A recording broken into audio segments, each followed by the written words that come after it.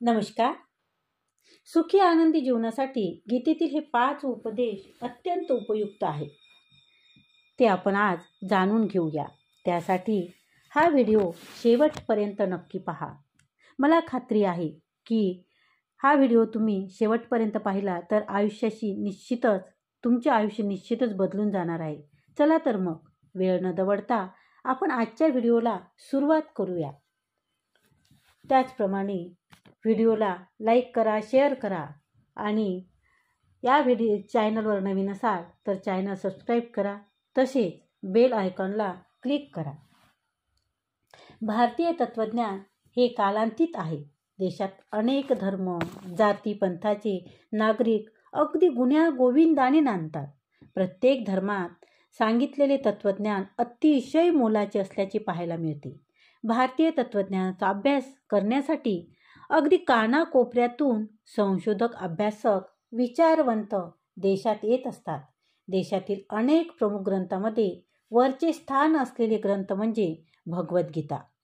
गीतेतील शिकवण ही कालांतीत असून आजच्या काळातही गीताज्ञान किती अमोघ, अनमोल आणि अमूल्य वाटते याची प्रचिती अनेकांना येत असते. हजारो वर्ष लोटली तरी गीताज्ञानाची उत्सुकता, महत्त्व कमी होताना दिसत नाही. आजच्या काळातही अनेक विचारवंत तत्त्वज्ञ गीतेवर संशोधन करताना दिसतात. गीतेवर देशभरात अनेक अन्य टीका ग्रंथ रचण्यात आले.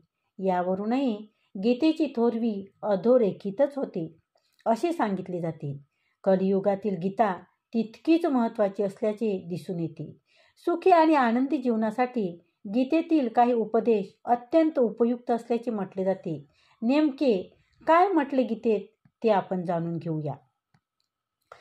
गीतेत पहिला अर्थ आहे की तुझा अधिकार केवळ कर्म करण्याचा आहे, त्याच्या फळावर नाही. म्हणून तुझा कर्म करण्याचा उद्देश फळप्राप्ती हा नको. कर्म न करण्यामध्येही तुझी आसक्ती नको. याचा अर्थ असा की मनुष्याने भविष्याची चिंता सोडून केवळ वर्तमानातील आपल्या कर्मावर लक्ष केंद्रित करावे. वर्तमानात मेहनत, परिश्रम घेतले तरच भविष्यातील सुफल प्राप्ती होईल. म्हणजेच आता काम केल्यास भविष्यात सुखी, समाधानी, आनंदी जीवन जगता येणे शक्य होऊ शकते असे सांगितले जाते. दुसरी गोष्ट, कोणाचाही द्वेष करू नका. भावार्थ असा आहे, असा मनुष्य जो कोणी अत्यानंदित होत नाही, द्वेष करत नाही, शोक करत नाही आणि जो कधी कामना करत नाही, तसेच शुभ आणि अशुभ संपूर्ण कर्माचा त्याग करतो, तोच भक्तियुक्त भक्त मला अतिप्रिय आहे असं श्रीकृष्ण म्हणतात. याचा अर्थ असा होतो की एखादे कार्य मनाप्रमाणे पार पाडल्यानंतर अति आनंदित होता कामा नये. अशाने चुका होण्याची शक्यता अधिक असते. तसेच आपले कार्य यशस्वी ठरले म्हणजे कोणाचा द्वेष आणि ईर्ष्याही करू नये. मानसिक शांतता आणि प्रसन्नता ठेवण्यास याचा उपयोग होऊ शकतो असे सांगितले जाते. कर्म करणे अत्यावश्यक आहे. निस्संदेह कोणताही मनुष्य कोणत्याही काळात कर्म केल्याशिवाय क्षणभरही राहू शकत नाही. कारण मनुष्य नैसर्गिक गुणामुळे कर्म करत राहण्यास बाध्य आहे. याचा अर्थ असा होतो की पृथ्वीवर जन्म घेतल्यानंतर मनुष्य कोणते ना कोणते कार्य करण्यासाठी बांधित आहे. प्रत्येक व्यक्तीचे काहीतरी वैशिष्ट्य वेगळे पण असते. आपल्यातील प्रतिभा ओळखून कार्य करत राहणे उपयुक्त ठरते. आवडीच्या कामाचा आनंद मिळतो आणि यश व प्रगतीचा मार्ग प्रस्थापित होतो. पर्यायाने सुख आणि आनंदाचा अनुभूती मनुष्य घेऊ शकतो असे सांगितले जाते. संयम आणि नियंत्रण आवश्यक आहे. मनुष्य हा वरवर इंद्रियावर नियंत्रण मिळविल्यासारखे भासवत असतो, मात्र मनातून तो त्याचेच चिंतन करत असतो वा त्याविषयी विचार करत असतो. हा तर दांभिकपणा समजला जातो.